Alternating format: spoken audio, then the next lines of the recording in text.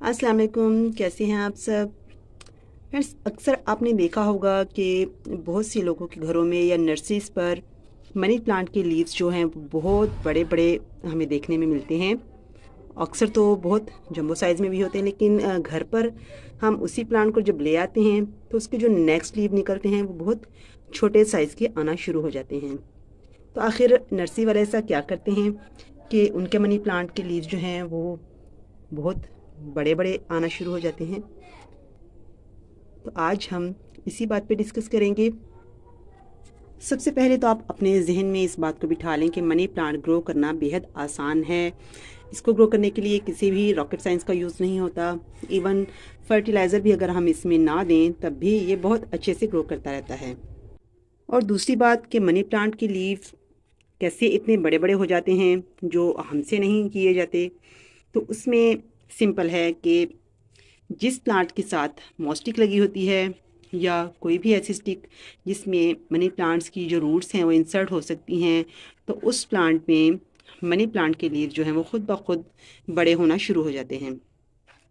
जैसा कि आप इस प्लांटर को देख रहे हैं, ये हमने इसी सीज़न में रेडी किया है, बहुत ज़्यादा पुराना नहीं है।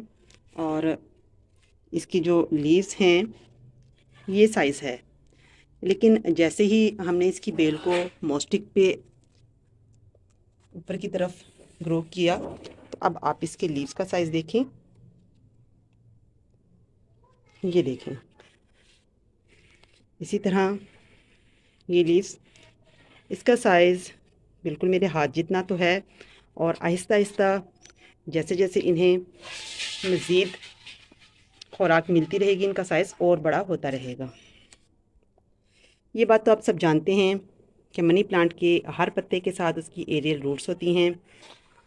और जैसे ही हम इसको मॉस्टिक के साथ अटैच करते हैं तो इसकी यही रूट्स सेपरेटली हैं वो न्यूट्रिशन लेना स्टार्ट कर देती हैं।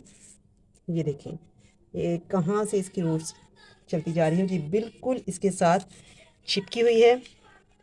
ये देखें, ये इसी में से पानी भी लेती है और अपनी तमाम ग़िज़ाई ज़रूरियात यहीं से पूरी करती हैं। तो जब भी हम मनी प्लांट को मोस्टिक के साथ अटैच करते हैं तो उसको सेपरेटली न्यूट्रिशंस मिलना स्टार्ट हो जाती हैं। तो खुद ब खुद उसके लीव्स जो हैं वो इतने बड़े बड़े साइज़ के, बल्कि इससे ज़्यादा भी बड़े हो जाते हैं। लेकिन इस बात का ख्याल रखना है कि जब भी आप इस प्लांट को वाटरिंग करें तो स्पेशली मोस्टिक को ज़रूर पानी दिया करें। और अगर आप प्लांट को फर्टिलाइज़ करते हैं तो वाटर सोल्यूबल के ज़रिए इसमें आप स्प्रे के ज़रिए भी मोस्टिक को फर्टिलाइज़र डाल सकते हैं, ताकि ये जो रूट्स मोस्टिक के साथ अटैच हैं ये यहीं से अपनी तमाम ज़रूरियात पूरी कर सकें। तो जब तक हमारे पत्ते मनी प्लांट के मोस्टिक के साथ अटैच रहते हैं उनका साइज़ बढ़ता रहता है। लेकिन जैसे ही हमारी बेल मोस्टिक से दूर होना स्टार्ट हो जाती है तो उसके पत्तों का साइज़ छोटा होना शुरू हो जाता है। इसमें और ऐसी कोई ख़ास साइंस नहीं इसमें जो कि हम कहें कि जिसकी वजह से मनी प्लांट के पत्ते जो हैं वो ज़्यादा बड़े हो सकते हैं, या कोई ख़ास किस्म का मनी प्लांट है जिसके पत्ते बड़े होते ही होते हैं, ऐसा कुछ भी नहीं है।